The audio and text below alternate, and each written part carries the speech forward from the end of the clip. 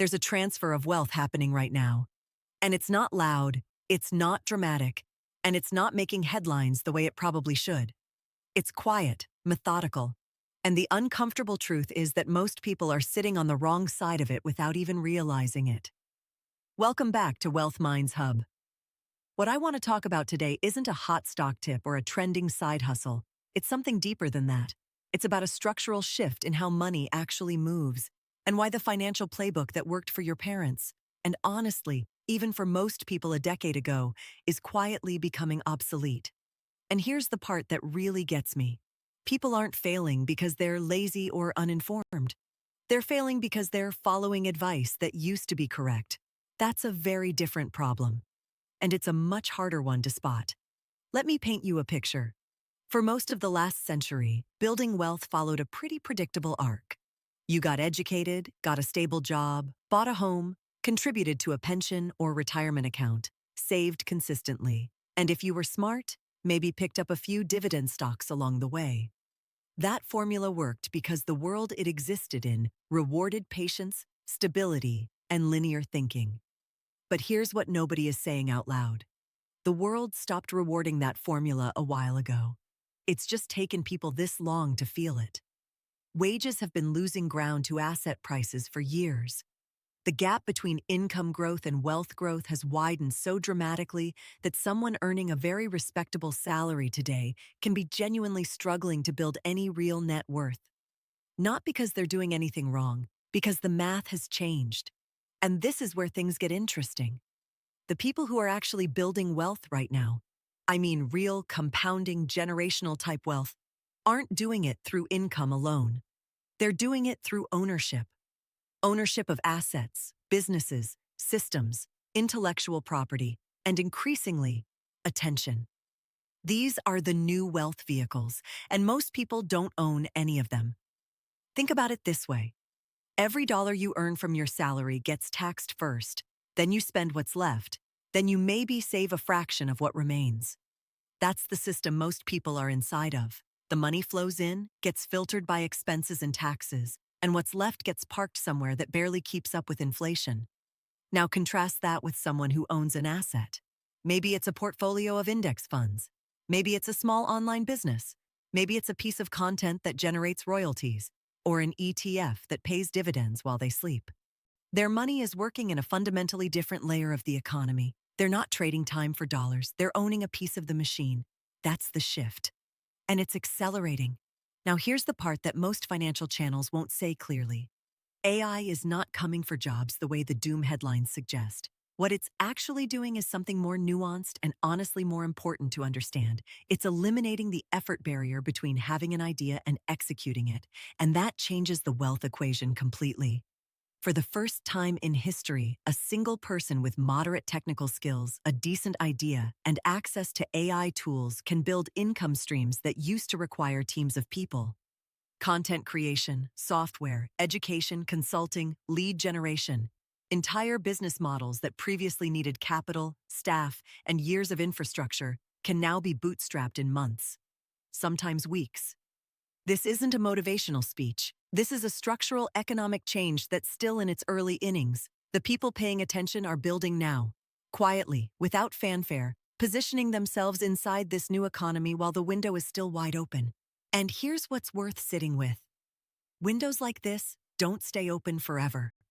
The first wave of the internet created enormous wealth for a small group of early movers. Then it got crowded, competitive, and consolidated. The same thing is going to happen here, but here's what gets dangerous.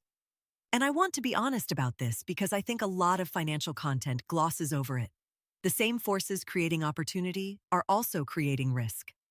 As AI compresses the cost of producing content, products, and services, the markets for average quality work are going to get brutal. If you're building something, whether that's a brand, a business, a creative output, the middle ground is disappearing. Mediocre is becoming worthless faster than ever. What survives is either high trust and high quality or ultra low cost and high volume. The stuff in between, that's where the casualties are going to be. This applies to careers too, by the way. The jobs most at risk aren't just the manual ones. They're the ones that produce average quality output at average speed for average pay. The people who are safe are the ones who bring something irreplaceable: judgment, creativity, relationships, depth of expertise. Or they're building ownership of something rather than selling time. So, what do you actually do with this? Let's get specific. The first mental shift is understanding that your income is not your wealth. Your income is fuel. Wealth is what you build with that fuel.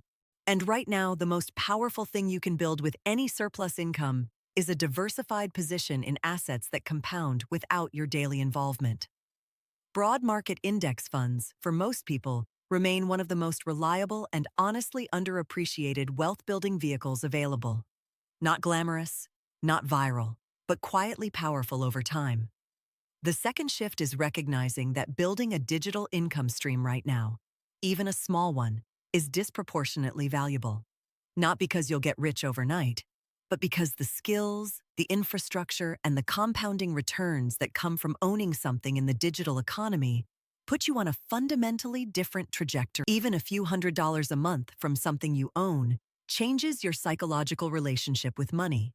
And that shift in psychology ripples into every financial decision you make. Here's something most people still don't realize. Wealthy people don't think about money in terms of what they can buy with it. They think about it in terms of what it can build. Every dollar they accumulate is evaluated through the lens of its potential to generate more dollars without direct effort. That mental model, where money is a seed, not a reward, is the actual difference between people who build wealth and people who simply earn and spend. And that model is available to anyone. It doesn't require a business degree. It doesn't require a six-figure salary. It requires a genuine shift in how you see money, which is uncomfortable, honestly, because it means acknowledging that most of us were taught to use money as a tool for consumption, not creation. The third thing worth thinking about seriously is concentration versus diversification of income. Right now, if your entire financial picture depends on one employer, one salary, one source, you're one decision, one downturn, one restructuring away from a crisis. The most financially resilient people have multiple streams, not necessarily massive ones, but enough that no single point of failure can take everything down. This isn't about fear, it's about architecture.